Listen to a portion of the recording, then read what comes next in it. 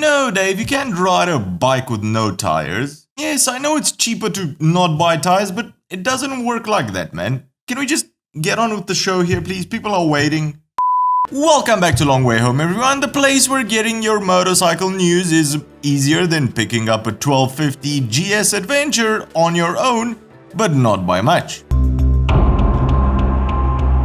The next generation of BMW's TFT display technology is almost here, and we all got an official sneak peek of it on BMW's latest podcast. Yes, apparently big companies do podcasts now. It's the new hip thing, as the kids say. So here it is, like a big tablet looking thingy. Stick around while we go into a bit more detail.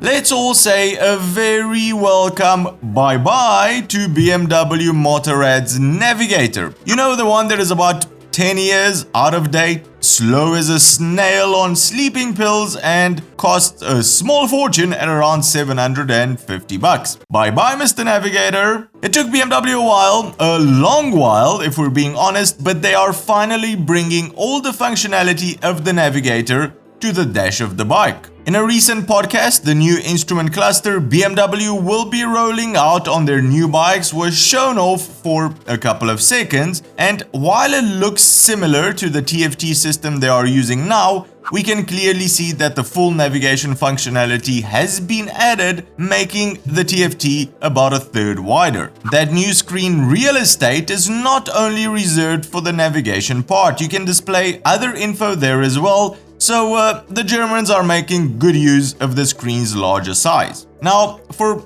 obvious safety reasons, this will not be a touchscreen. Its input will be the BMW multi-wheel on the left handlebar, which can rotate up and down and also swivel left and right. However, the navigation part will be done through BMW's connected app, their mobile app. Now, at the moment, this app is pretty feature-full, and I would have no problem calling it the benchmark when it comes to motorcycle mobile apps. It shows a lot of data from ABS and traction control interventions to your lean angles, altitude, distance, all of it graphed out over time, so you can pretty much relive your ride when you get back home. It does come with basic navigation functionality at the moment, since the current BMW TFTs do support some sort of caveman navigation, but on the new full-fledged TFT, all of the navigation will be handled by the app and pretty much just displayed on the screen. You input your destination on the app or set up a riding route, and the TFT will guide you in full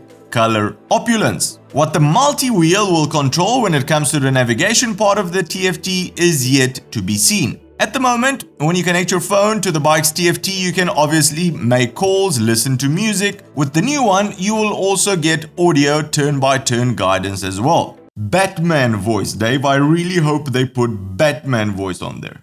It'll probably have a German accent, but still Batman. As on what bikes BMW will launch this first, it will definitely not be on the GS this year. The GS will get a moderate update for 2021. What is more likely though is for the entire K1600 lineup to get revamped, since the dash and the whole infotainment system is completely prehistoric. So I think we will see it this year on those, and also on the R1250 RT, since that has the same caveman style dash. When it finally makes its way over to the GS, I really want to see how clean it looks without that Garmin cradle on top. Maybe the Germans will think of adding a phone cradle straight from the factory, complete with wireless charging and all.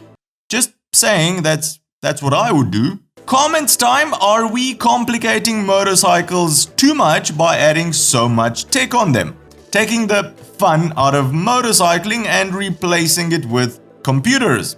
Let us know in the comments below. I don't think so. For very long rides, all of these systems just make everything more comfortable, allowing you to ride for longer, and in the end, I don't think the new TFT will increase the price of the bikes anyway, since it probably will be fitted on more premium bikes. The small G310 will definitely not be getting this.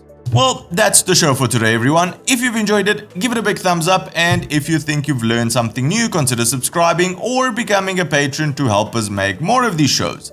Cheers, and I'll see you on the next one.